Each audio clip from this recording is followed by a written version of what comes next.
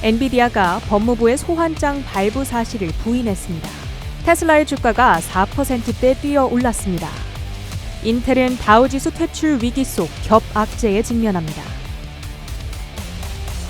출근길 뉴스프레소입니다. 9월 4일 뉴욕 증시 고용시장 냉각 신호가 또 나온 가운데 보합권에서 혼조 마감했습니다. 이번 주 후반 발표될 여러 고용 데이터들을 확인하고자 하는 신중한 심리가 감지됐는데요. 따라서 모든 데이터가 나온 이후 시장의 방향이 뚜렷해질 것으로 보입니다. 반도체주들의 표정이 엇갈렸습니다. 전일 법무부의 반독점 조사 강화 소식 속에서 10% 가까이 급락한 엔비디아는 1.7% 추가 하락했는데요. 이제 5.8% 더 내리면 $100 선마저 반납할 위기에 놓인 겁니다. 그런데 장 마감 후 전해진 소식, 엔비디아가 성명을 통해 전일 블룸버그의 반독점 조사 관련 보도를 직접 부인한 겁니다.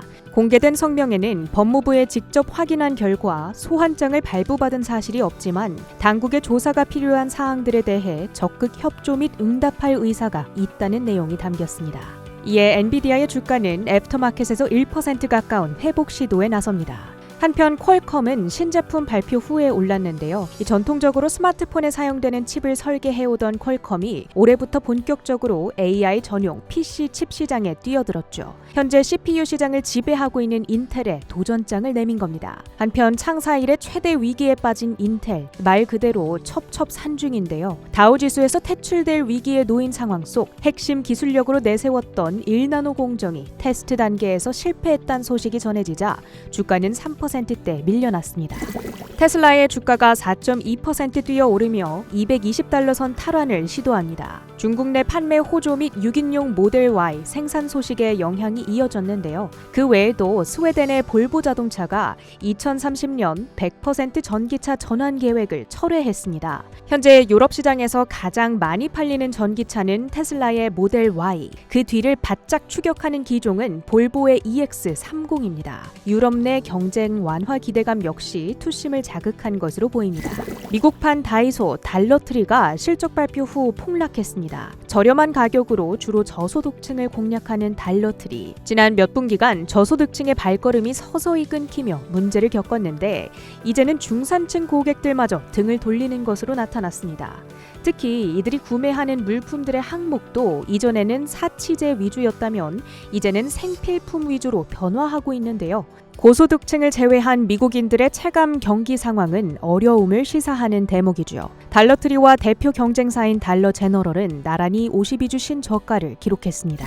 바이든 정부가 자국 철강 기업 US 스틸의 일본 매각을 금지키로 결정했다는 워싱턴 포스트의 보도입니다. 대선을 2달 앞둔 시점 주요 경합주이자 US 스틸의 본사가 위치한 펜실베니아주 노동자들의 표심을 확보하기 위함인데요. 이에 따라 지난 10수년간 적자에 허덕여온 US 스틸은 일본 제철이 제안한 $30억 가까운 투자금을 받지 못할 위기에 처했습니다.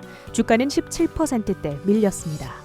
방산 대장주인 로키드 마틴과 RTX는 저변동 매력이 부각되며 각각 사상 최고가 랠리를 이어갑니다. 출근길 뉴스프레소 헤드라인입니다. 폭스바겐이 창사 이래 처음으로 공장 폐쇄와 구조조정을 단행할 계획이라고 발표한 지 이틀이 지났습니다. 이에 독일 정부 폭스바겐 구하기에 나섰습니다.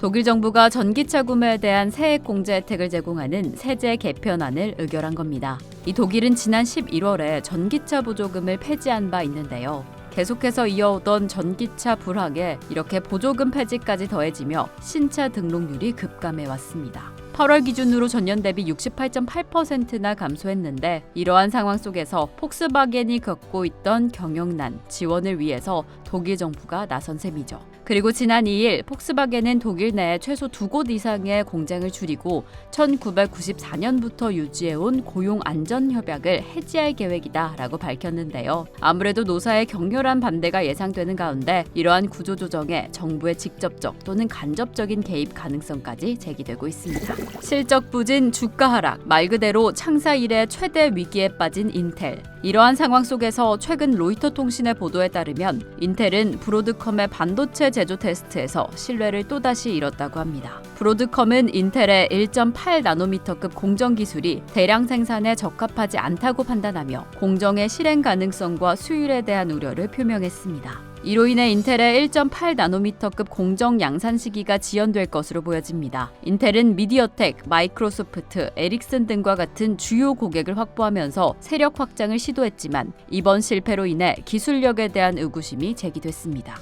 올 들어 인텔의 주가는 60%가량 하락했으며 다우지수 안에서 기업 간의 격차가 커지며 지수 편출 우려도 커지고 있습니다. 2000년 이후 12개 기업이 다우지수에서 제외된 상황인데 인텔이 13번째 기업이 될지 주목됩니다. 이어서 상품 시장입니다. WTI 국제유가는 3거래일 연속으로 하락하며 70달러 선이 붕괴됐습니다. 한편 국제금값 달러 약세로 인해서 소폭 반등했고요. 국채금리는 간밤 공개된 졸트 보고서 이후에 하락세를 보였으며 미국 2년물, 10년물 국채금리의 역전 현상은 일시적으로 해소됐습니다.